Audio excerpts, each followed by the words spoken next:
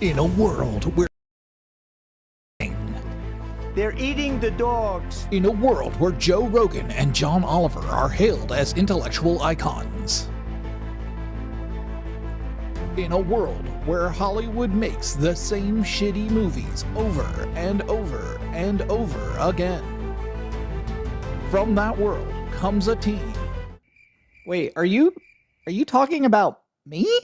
In the lineage of iconic teams like The Rock and Mankind. Okay, well, that's not a terrible team to be part of, I guess. Like Lennon and McCartney. Okay, that's probably slightly even better. I could get behind that. Like Sherlock and Watson, or Batman and Robin. Okay, but one of those people in that dyad is really bad at what they do. Like Steven Tyler of Aerosmith and the guitar guy from Aerosmith. Hey, wait a second. Don't want to be the guitar guy. Like Michael Jordan and, whoever else was on the Bulls. I'm Pippen. I'm Scottie fucking Pippen. Comes a partnership to save you from the shitty entertainment you are forced to consume like so many Slim Jims. It's Connect the Coast Radio and a guy with an LED background, a microphone, and too much free time on his hand wearing emo band shirts like it's the 2005 Warped Tour. Hey, wait a minute. That's me you're talking about. This winter, if you watch one podcast, make sure to watch Connect the Conversations. That's not the name of the podcast, you asshole. Fine. It's Honest Conversations with Mr. Carter, now syndicated on the Connect the Coast network. Thanks. See, is it that much to ask for you to be professional for like 10 seconds? Coming soon. You motherfucker.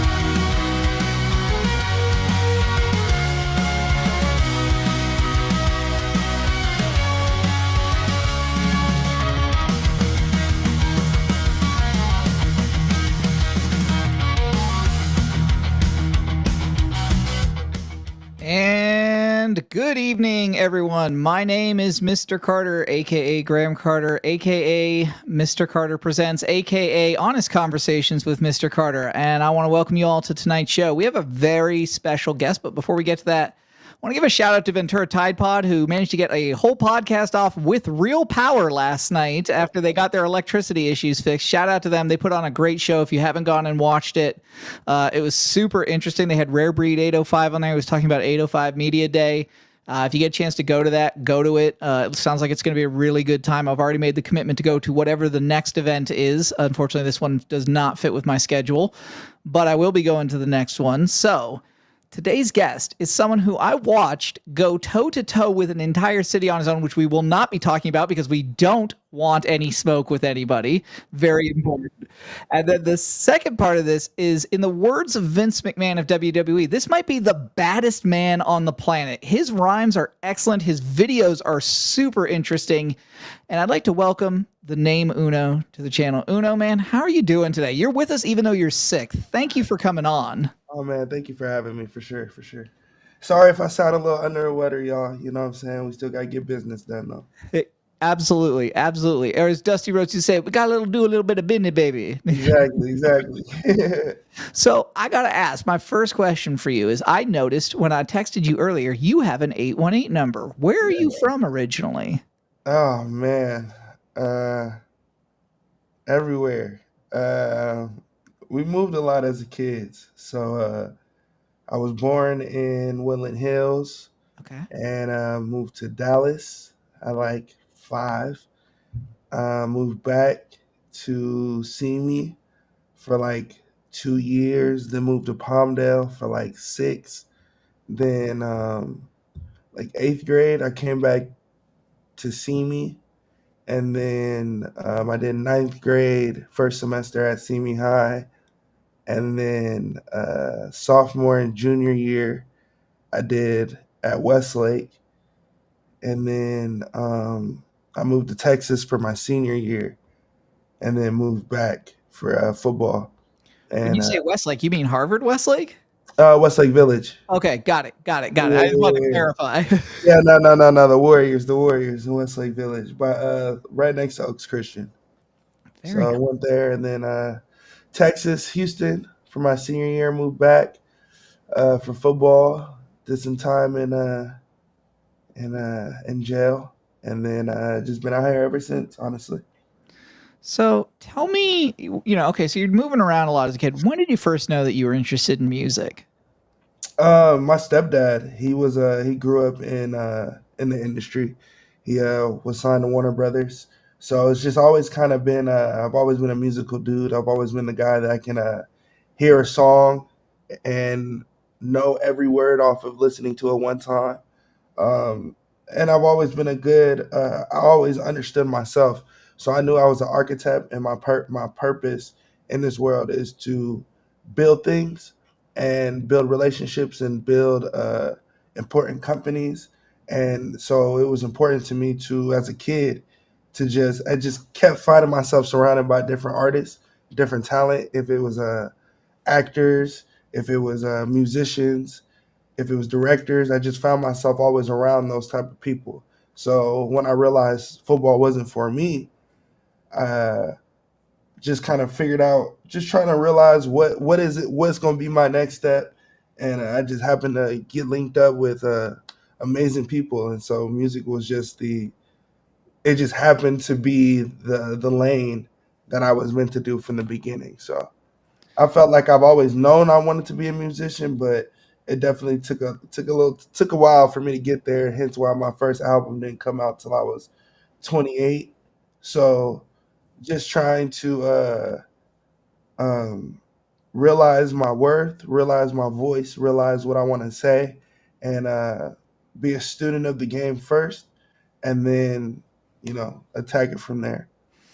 You're saying being a student of the game. I've always found that the best artists are rarely ever influenced by their own genres, right? Like I'm a photographer. I am rarely ever influenced by other photographers. I'm Yeah. influenced about almost by anything else. What influenced you early on? Like what was the thing that like got those creative juices flowing for you? Even if it was music, like what kind of music were you listening to that sort of opened up those pathways for you? When I was a kid, I used to do. We started off as Christian rappers, so Christian music was big. I grew up in the church, so that was around the time that I've kind of just realized different ballads, different sounds, how music can change your mood.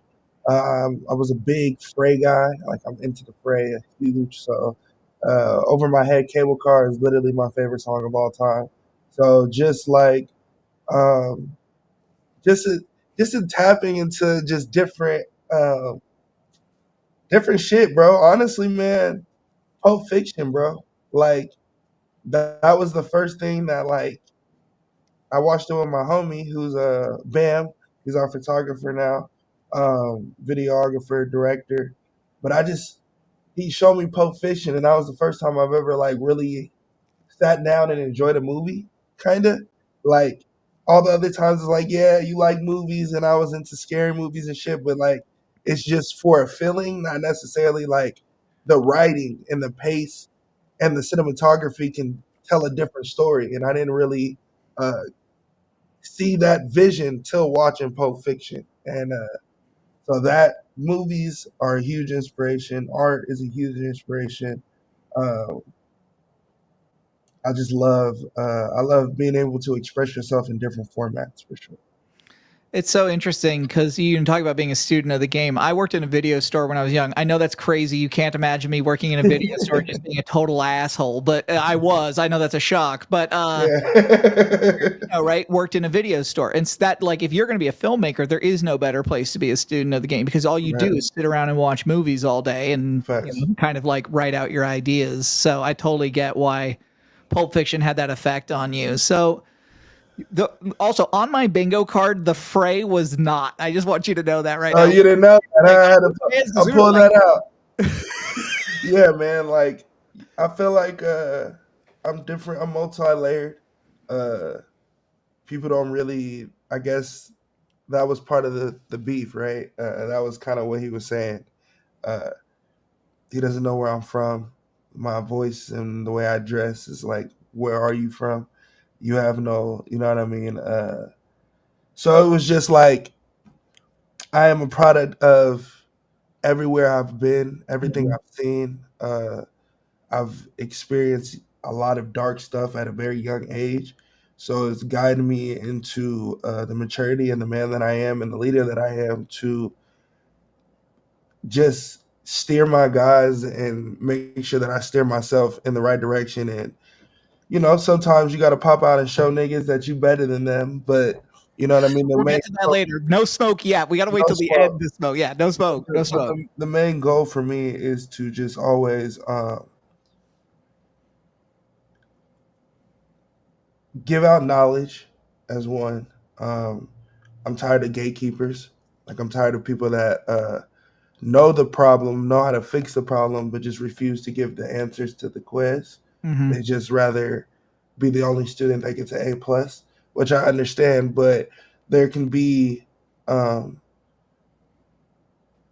there could be a class, 32 people filled of excellent students, but everyone just wants to be that guy that knows that information, and I just don't necessarily believe in that. I believe in numbers is power. I believe in community. I believe in um, we are as strong as the weakest man, and so we have to make sure that whoever the weaklings are, we can't just bully them. We got to make sure that we're all on the same level, so that we can understand what's going on in the world, like navigate the bullshit that's going on in society. Fuck culture, like that's cool and all, but like, bro, we're about to, like, once again, our presidential candidates are,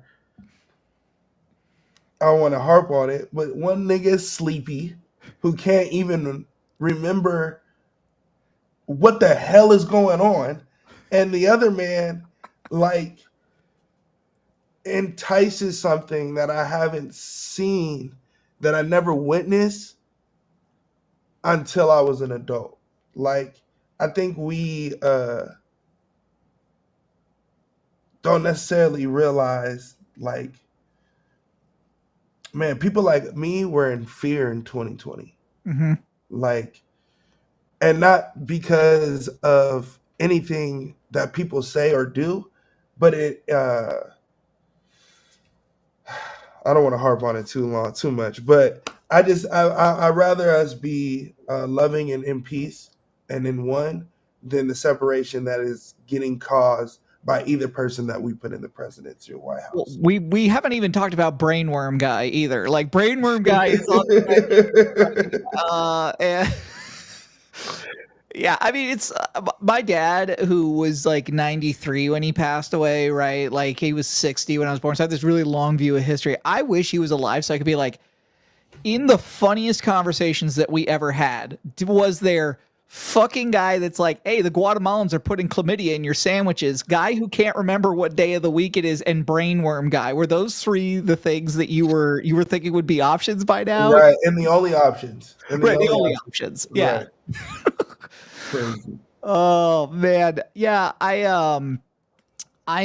guess I want to kind of circle back to something. You said people don't usually think that you're multi-layered. Why is that? Why do you think that is?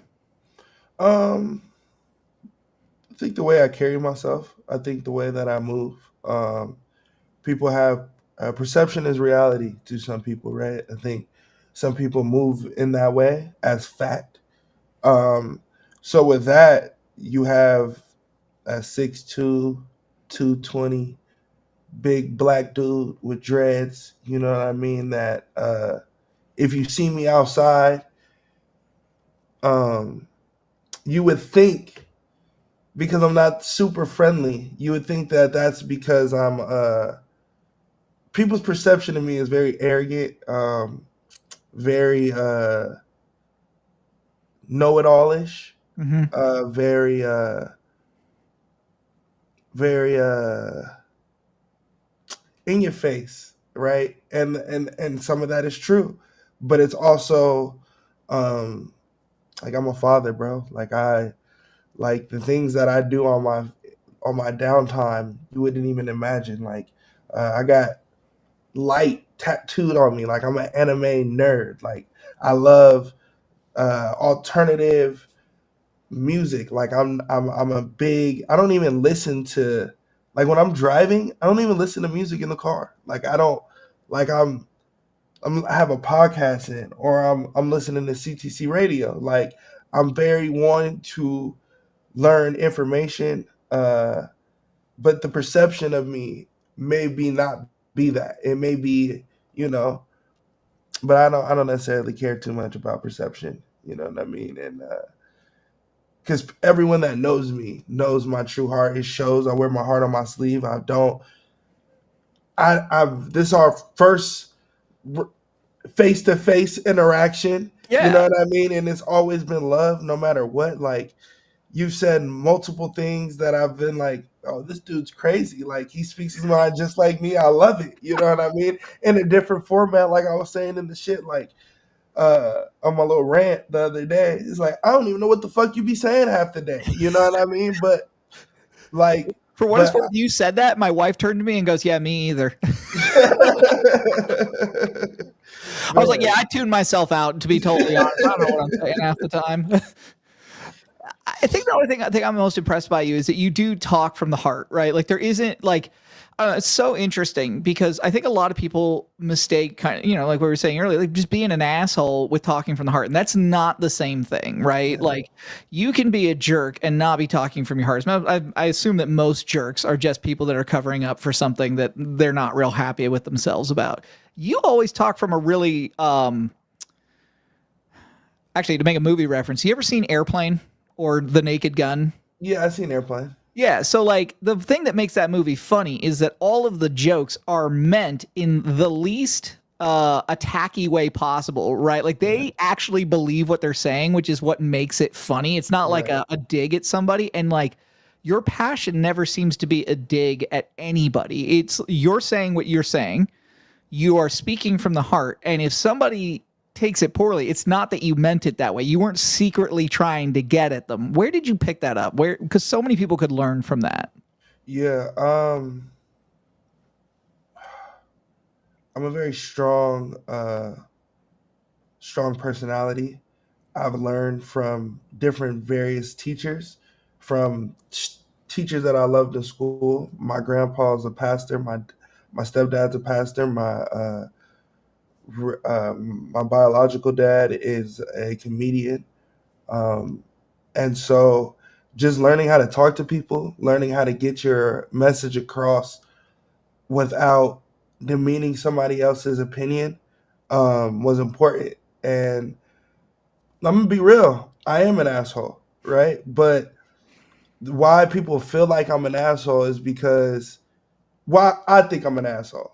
I won't even put it on people. I know I'm an asshole. But I know I'm an asshole because we live in a world where truth isn't the number one thing people go to. Feelings are the number one thing people go to. So me, I don't live my life based on feelings because we all have them, and they're all finicky, right? I can give you a time where I know this particular thing was good or bad, but because I feel attacked by it, that's way more important than the message that was delivered. You Mm-hmm. know what I mean? And I refuse to be like that. So my whole life has always been like, get your, even if somebody as a friend, even we have somebody will play me a song and I'll be like, are you playing it for my opinion? Or are you playing it to just play it? You know Right. what I mean? Because they may say they want your opinion, but they don't really want your opinion. You know what I mean? So they just want to hear what they want to hear, and I don't do that. Like I don't live my life that way. If you Right. play me something, like, I'm gonna tell you how I feel. If I like it, I like it, and you know it's from the heart that I fuck with it. If I don't like it, I'm gonna tell you why I don't like it in detail, in depth. This is what I think you should probably do. You should probably move this here, take out this subject matter because you're not really talking about shit. The hook is fire, but that's the only fire thing about the song. Now, if you take that and you apply that, then you'll have a better song. If not, then I don't lose no fucking sleep. You know Right. what I mean? It ain't my money, but I want to tell you this song ain't hot versus the homies that be like, do you like that song? Yeah, you niggas is about every song, so you're not really giving me the real opinion and how you really feel. And I don't know, we have too many people like that care about your feelings versus telling you the truth, and I'd rather just tell you the truth. Well, I mean, it's that steel sharpens steel thing, For right? sure. Like you only get better by taking critique. And it doesn't mean you have to take every critique and work with it, but like if you I don't know, I think that's always the danger of like non-artists asking artists their opinion, right? Is like if someone gives me a photograph and goes, "Oh, isn't this a great photo?" Careful, because I'll tell you if it sucks. Right, right. And that's the thing. I said this on the show the other, I don't know, probably a few months ago. It was like a list or something. And everyone loves to give their opinions, right? And that's cool. We all got them. Like an Mhm. asshole, we all got them. Um, you can't criticize or critique something if you're not better than that person at something. And I feel like we are too much in a consumer mindset and not in a appreciative mindset. We don't appreciate shit no more. Like music, it's even there's so much music dropping. That means that you should never run out of music. But we're such popcorn community, such popcorn type people that yeah, I'm gonna get it right now and then that's it. I'm gonna get it right now and then that's it. Like, oh, where's the next shit, bro? I just gave you an album a month ago. But that's why I dropped how I dropped. That's why I wanted to be different in that aspect because I don't feel like nobody really works like me. I feel like everybody has what they bring to the table, but compassion as well as being hard headed and focused and delusional, but also not too delusional, right? Like I know my strengths and I know my weaknesses versus the me people that feel like they can do everything by themselves. Like I'm not that nigga. Like I am big on community. I'm big on using my resources to build things so that because we all got the common goal, and that's to be successful. That means to take care of whatever that looks like, take care of our families, whatever that looks like. So I feel like if we have more people that care about that, but also don't give a fuck that your feelings may be hurt, if you need to hear this, we need more people like that. And that's why I try to instill that in myself first. And then if you follow me, if you believe in me, then you'll realize that and instill that in yourself as well. So you're an artist, and like I always say this to people, right? Like, and I work a 9 to 5 just like everybody else. And my boss was like, "Oh yeah, you want to be a leader at this company?" I'm like, "Absolutely not. Like, I'm happy to be an individual Yeah. contributor. I don't want to lead shit." But what made you go, "Okay, I got to start a record label"? And then like, how did you hook up with some of the people that you hooked up with? Yeah. Man, God, honestly, bro. Being able to, I can't tell you how or why things developed the way they developed.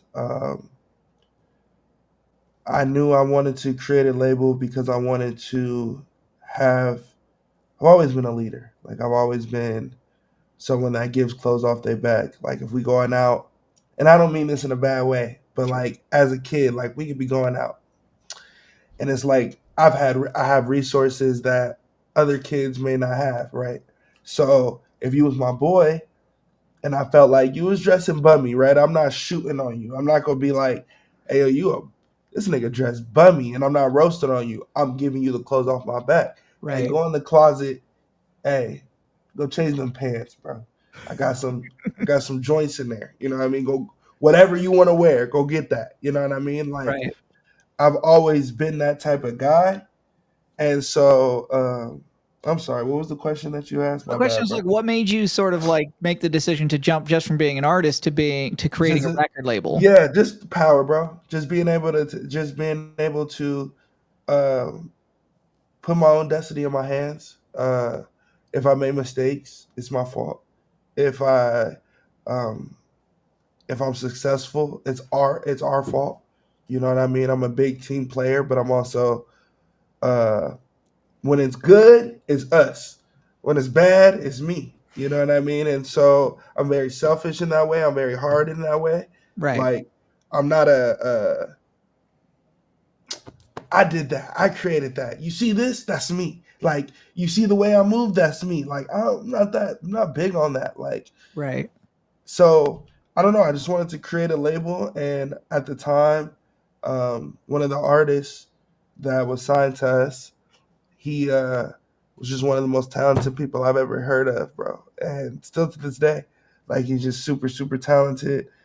And I just wanted to create something for him and people like him to like have a family, have something that they're actually making music for, striving for, have something they can believe in, build a community and a family that maybe not share the same blood, but have the same goals, have the same mindset, and that's kind of just why I wanted to create my own and but put guys around me, and that was God that put people around me that made me better, sharpened my blade, challenged me to be a better man, a better Christian, a better everything.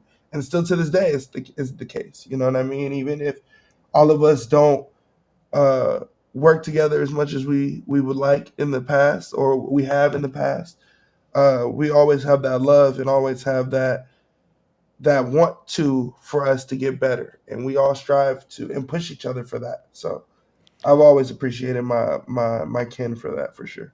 It's super interesting because the person that so I found, like, yes, we were in the chats, but the person that actually, besides Sanctus putting your stuff on, that kind of like drew me to you was Phyllis Driller. Yes, The sir. reason is that Phyllis Diller is one of the funniest fucking Jewish kids ever. And I was like, whoever this person is who has the balls to call themselves Phyllis Driller, Right. I have to get to know them. And then like I was like, oh, okay, they're all part of it. Who all is on your label? Like who are all the people that are part of it? Yeah. So and there have been a lot of fluctuation, moving pieces been happening as of recent, as of not recent, but it's been happening. But excuse me, on the label so far right now, it's myself, Phyllis Driller, Marquis, Luigi, um, Mike June, Ty Wave, Dirto, Mike Valley,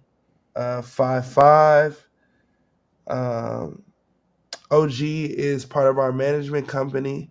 Um, OG David James. yes, Okay. OG David James. Who else? I don't want to forget anybody. Sorry, it's a lot. No, I'm it's all trying. good. Yeah, I think that's about it right now. Sorry if I'm missing anybody. Don't be mad at me. I'm sorry. That's okay. You can send your comments to YouTube. Right.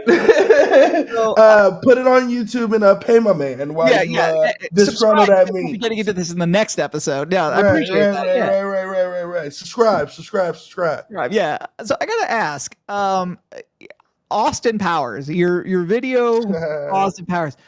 So, for those of you who have not watched this, it is like, as someone who has done a little bit of amateur filmmaking and has done a lot of photography, right? Creative visual presentation is it's not something that anybody can do anything with an unlimited budget, but it takes someone really creative to do something when you've only got what you got, right? Exactly. How the hell did you come up with this music video? Describe this music video to people who haven't seen it. Yeah, And yeah, then, like, how long did that take to shoot? Because that had to hurt like hell, dude. You're a big yeah, dude. yeah, yeah, yeah. So I've always been creative. One of the important things in my artistry is bro, I can't be speaking sometimes. I'll be having tongue twister words. Visualization. Like I love cinematography. I love, like I said, the things that influence me, inspire me, are movies and cinema. Quentin Tarantino, Christopher Nolan, to name a few. So to me, it was always good to try things different. Like you said, be on a budget, only having so many resources that you can create, but wanting to be different. So the song I'm talking about Austin Powers, like I'm talking about just having a mojo.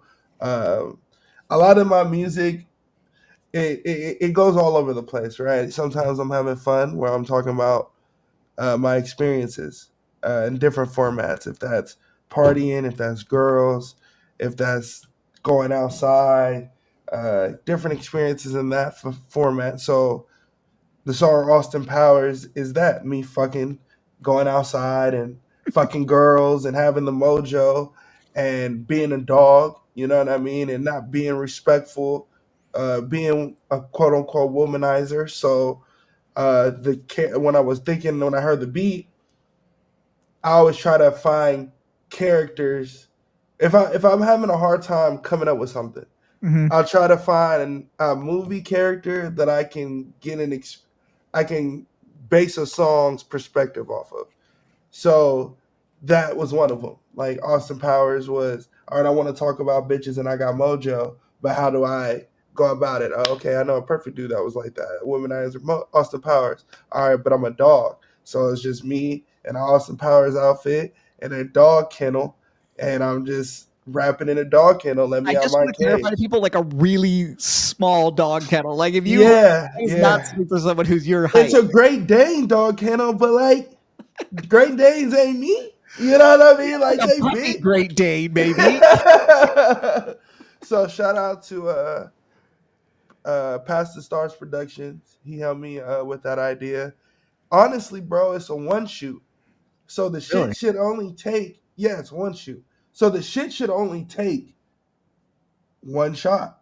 So if I'm videoing something, that's what I've been creating right now, which is a new format of music videos, which is one shots, Hmm. which is where I can get a creative, pull out his camera, set that bitch up in a stationary form, put the song, no cuts.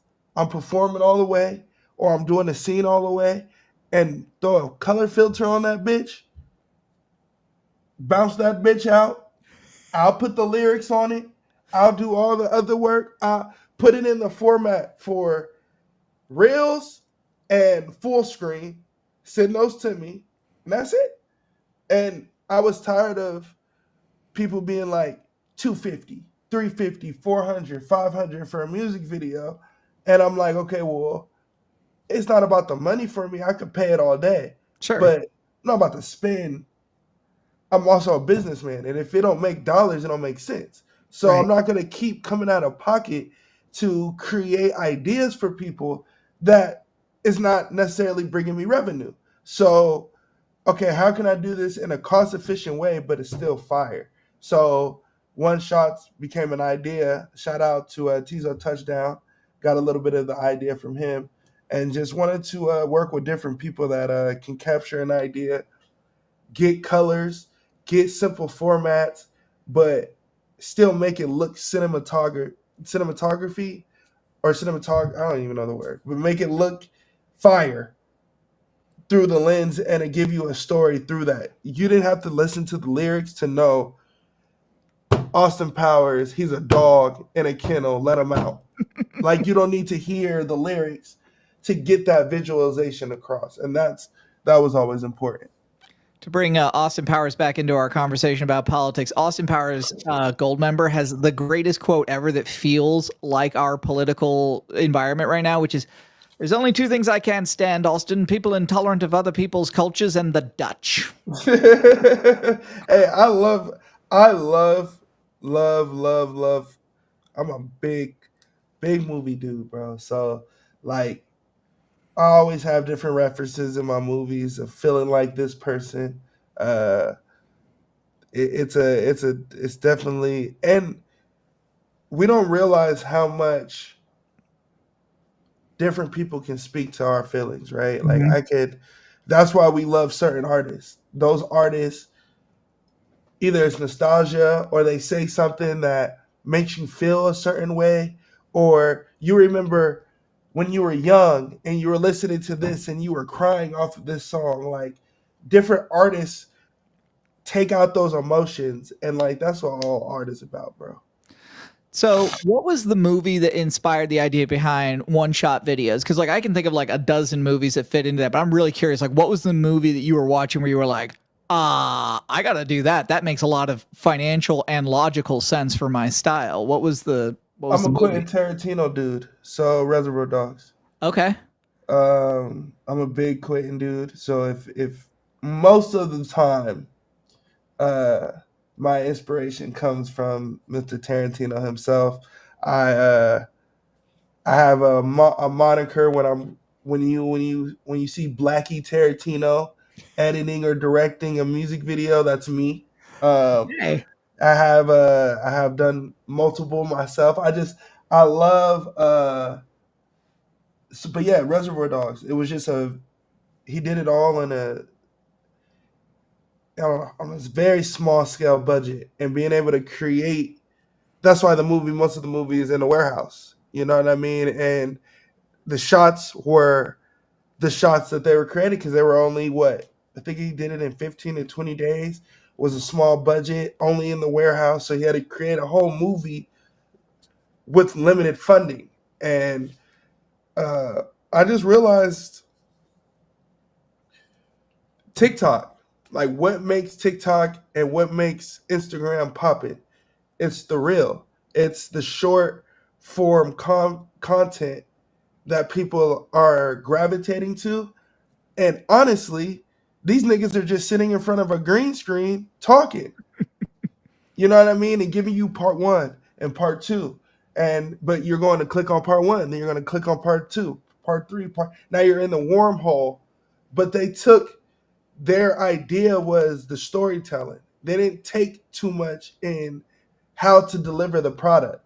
They knew that you were okay without realizing you've been programmed for commercials your whole life. You've been Right. programmed for 30-second commercials your whole life. So let's take that format and not do too much with our eyes and not do too much, but I love drama. So it's like Romeo and Juliet as a kid, being able to perform that on theater and as a kid, being performative and being extra. And I can, the camera don't have to do a whole lot. If I keep your focus, then that's all the job. Then I did my job. And that was kind of the ideas of one shots. Man, I love that idea, and I also love the part that you were saying about being programmed for commercials because I think it explains why Oppenheimer and Barbie were such big hits. Is like, yes, we're programmed for that, but we're also thirsty for the 3.5 hour movie where I can just go get lost for a little bit, and see something either ridiculous or something really poignant. And I wish we would kind of get back to better balance on that. But there's something that you said a while back that I kind of want to circle back to. Yeah. You said, I'm a businessman. If it doesn't make dollars, it doesn't make sense. What are the mistakes that a lot of people make in being creatives, in your opinion, especially financially? I don't feel like people take enough risk. I feel like on top of the risk, I think the problem with majority of people is the fact that everyone feels like they can do something because someone else is doing something. It's not inspiration as much as it is competition, right? Envy, jealousy, right? Um, Pride. A lot of those are sins, right? A lot of those things are not good for our soul and good for our body. But majority of the world moves in that way. So I think because of that, companies have now giving quote unquote radio or industry equipment at a lower price to get off what you want to get off.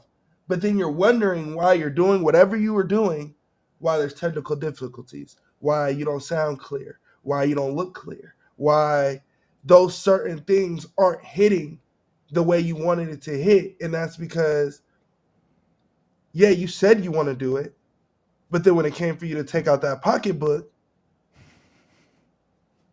well, I can do it at this. I can do it. I can do it at this. Or I can do it at this. I think um, belief is belief, and I think we have too many people also on top of that are looking at it from a competition, an ego perspective, and not an appreciative perspective.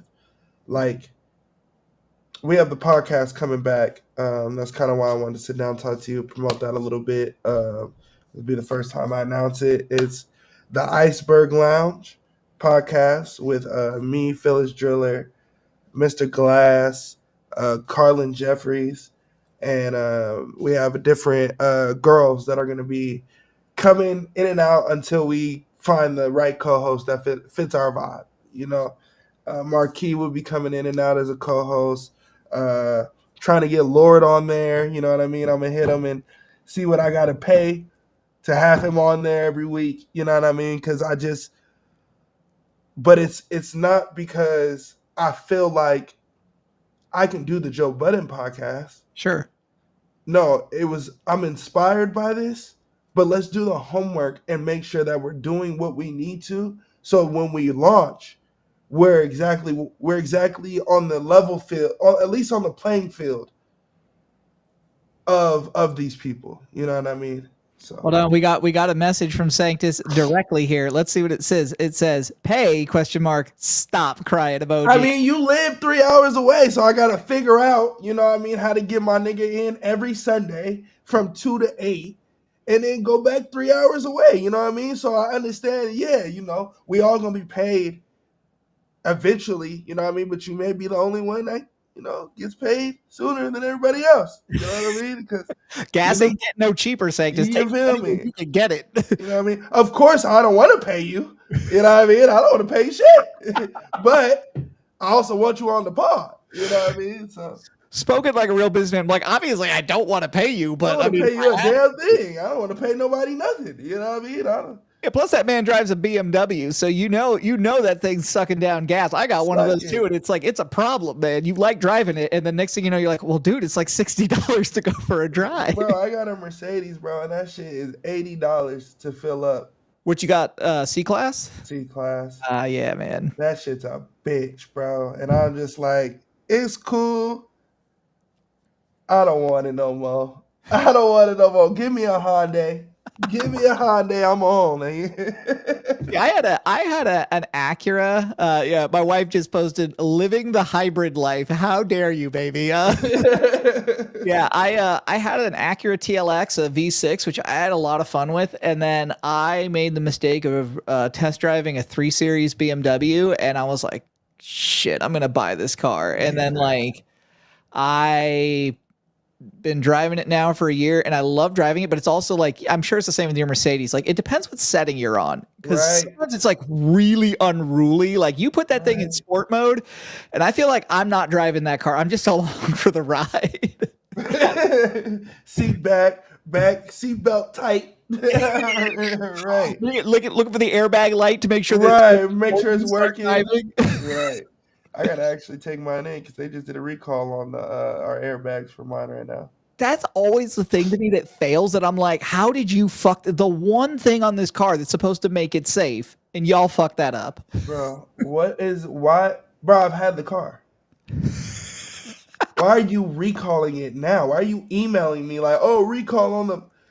However, you knew that my shit needed a recall, fix it on that end. Why I gotta bring you my car for you to fix it? I didn't bring it to you when you needed, when you told me I needed to be recalled. Show up with a tow truck and an extra car for me to drive around for a week, and then fix it. Right.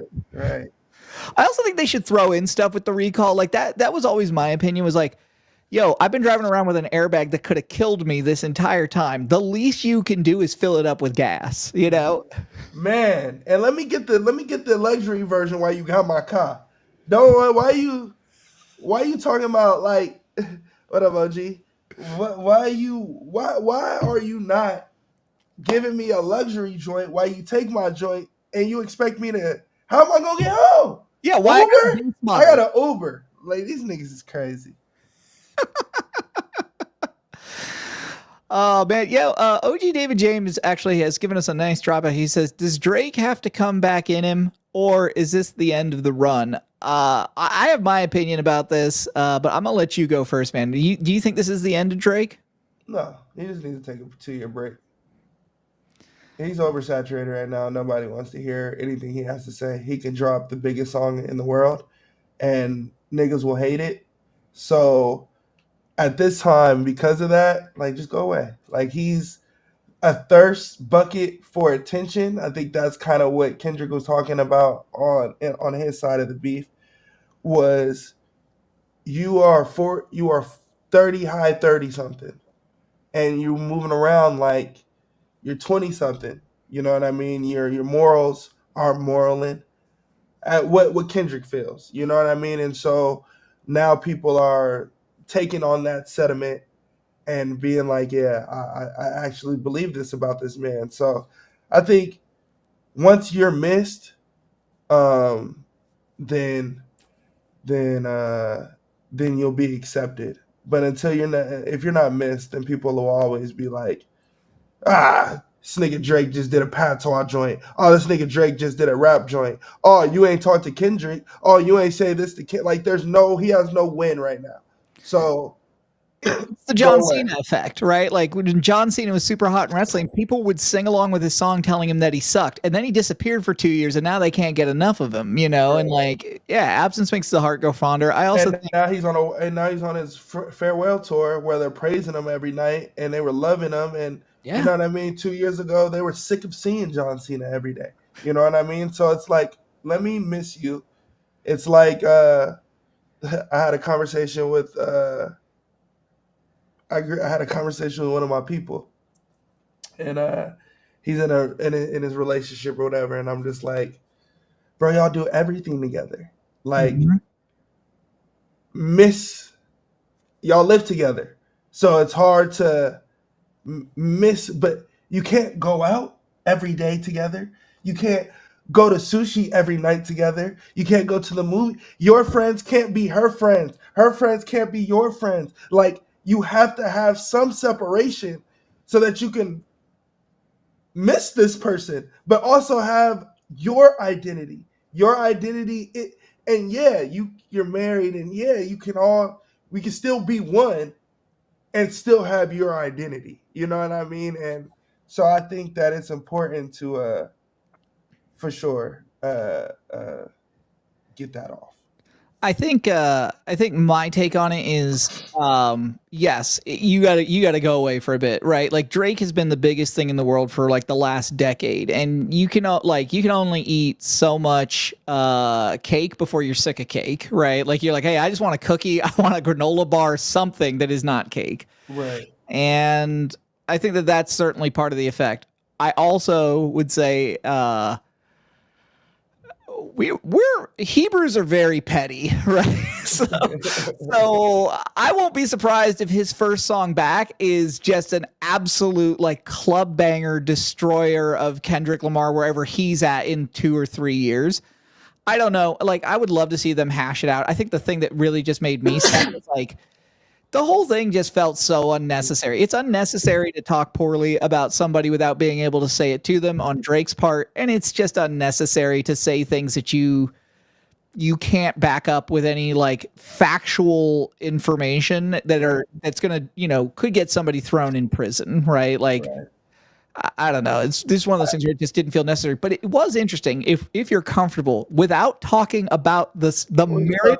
We can talk about whatever you want, brother. Okay. We can talk about whatever you want. This spawned a whole bunch of stuff, and Sanctus and I talked about this on the first episode. If you guys haven't watched that, go back and watch it. But like this spawned so much friction just in America as a whole. And I think the first question I have for you is like, art is supposed to be up there, and I said this, I miss being a fan, right? Like I miss when I could get, like, it's one of the reasons why I love wrestling. I can watch wrestling because I know I can never do wrestling, right? I don't need to feel like I could be part of it. I can just be like, well, that was a great bump or a great storyline and cool, move on to the next thing. Do you think what's your take on, like, is it good for us to have this much interaction with the artist as we're having now? And like, do you think that maybe that drove some of this along?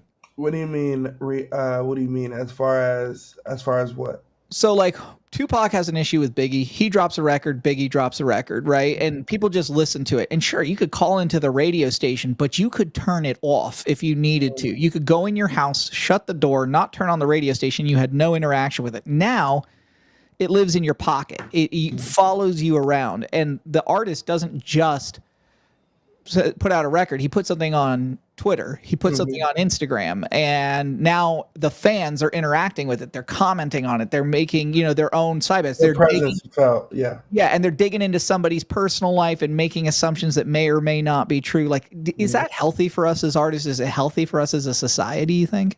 No. I mean, phones aren't healthy for society, right? So,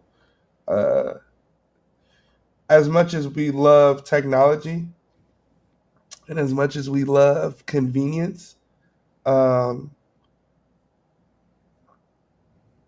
can easily say, and this may be a hot take, but I love the conversation, right? So if you disagree, let's have the good debate. For sure. But I feel like we can easily acknowledge when the world started to care less about the people in it. Mm-hmm. And it had to stem from when we first started getting phones, right?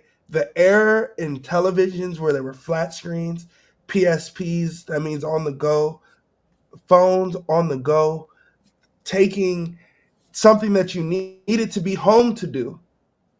And now you could go do that outside. Oh, now the internet's popping. Okay, so now you need the internet outside. You know what I mean? We became, as a society, we became dependent. Like, bro, I couldn't tell you how to get home. Mm-hmm. If memory didn't serve me well and I didn't have maps, I couldn't tell you how to get to my house by streets. Mm-hmm.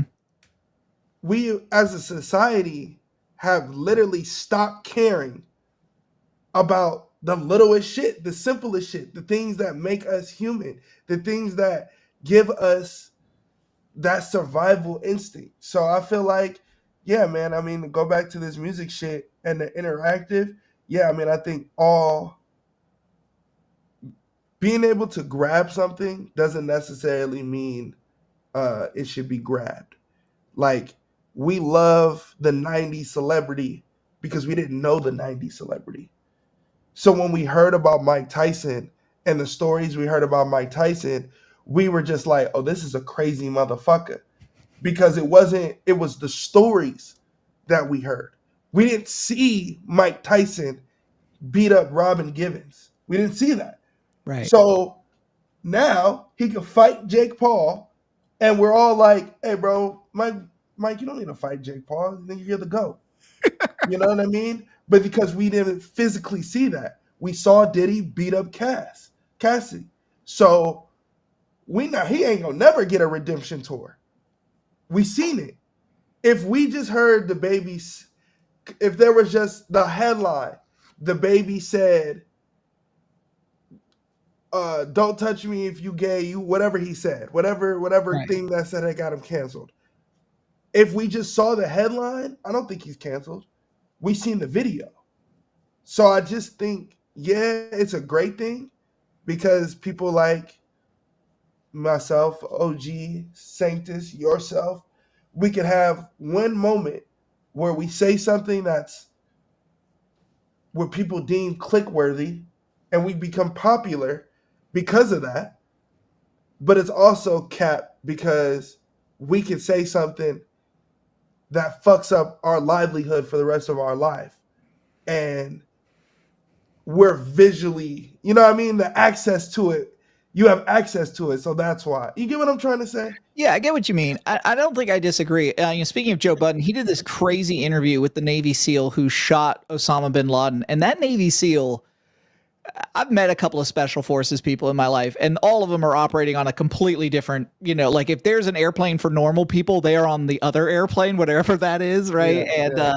He had this comment which I thought was super, super smart. He said, human beings are great at destinations and terrible in transitions. When you talk, when you yell at your phone about somebody, you're not yelling at them, because you would never yell at them, because, you know, like if you have a problem with someone, it's really hard to yell at them in person, because, you know, they might like pop you in the face. Whereas, you know, if I am yelling at my phone about you, I'm just yelling at my phone, right? It doesn't talk back. And I think that that to me is the danger zone, right? Like I go out in public, I have an issue with somebody, I say something at my own risk, or worse, like, or even maybe even for the benefit, like you can, if you and I have an issue, I say something to you, I can see how it affects you. So I know that like, ooh, I did something that hurt this person. Maybe I should, you know, have some empathy and some compassion for them. We don't do that with the phone, because the phone never goes, "Ooh, are you sure you want to say that?" Like, that's one of my only hopes for AI, is that it goes, "Are you sure you want to say that to somebody?"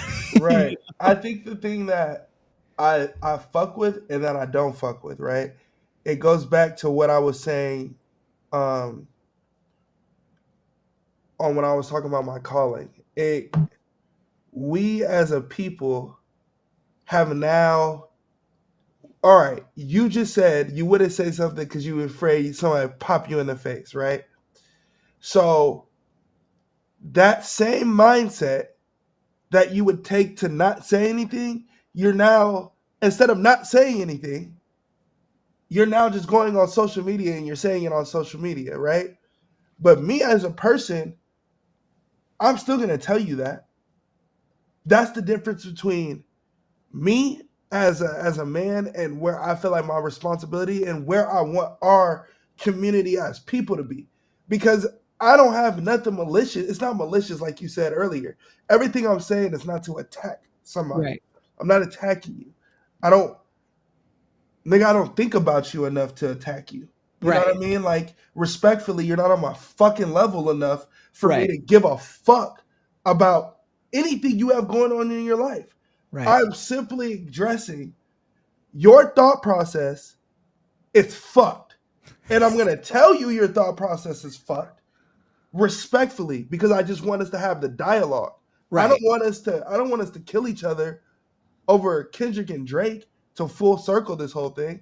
I don't want smoke with a nigga over your opinion on what you see as a man. I don't give a fuck about these niggas like that. I don't Right. care. They don't pay my bills, but I feel like as a leader, as someone that likes to have honest conversations, no pun, as someone that likes to have these things, I feel like I need to.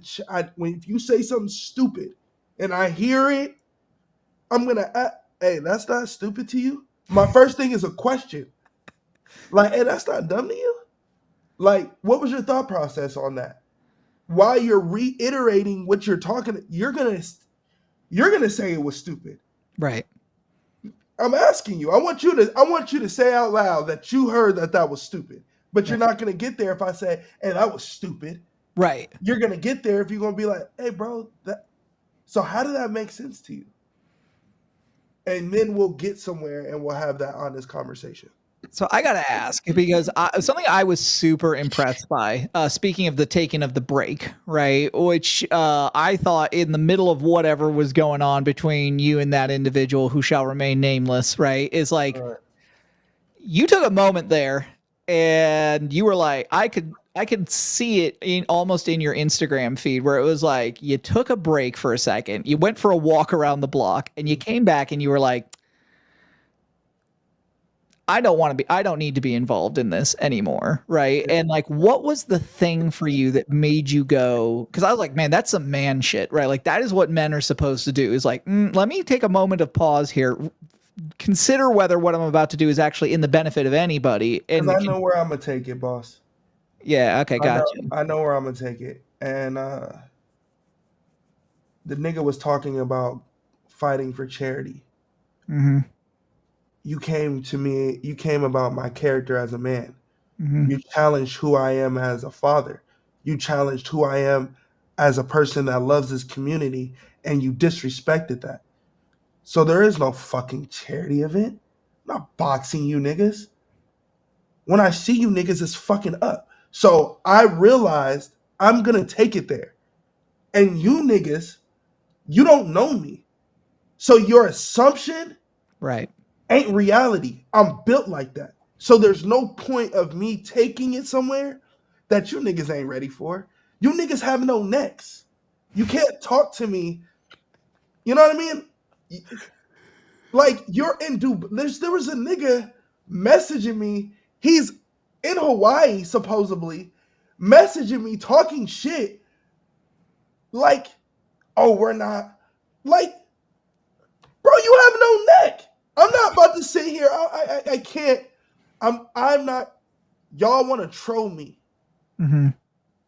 In real life, you can't articulate why you feel the way you feel. So why the fuck would I let an ignorant nigga take me out of my body and take me away from my family and my purpose in life? I'm not going to allow you to do that. So I'm going to drop these tracks off to show you can't fuck with me in this facet. You can't fuck with me in any facet. So let's just do this. Keep it as friendly. That is as friendly as it's going to be. Right. So it was just, and that was the mindset for me. Like, if I do something, I apologize. If I do something to hurt your feelings, I'm going to apologize to you. I'm not going to make an excuse for why I did something that hurt your feelings. My excuse and my reason is invalid to your feelings if I care about you. So for me, it was just I don't want to take it. I want to be here. You know Right. what I mean? And I want to live a long life. And I don't know where you're going to take it. And I'm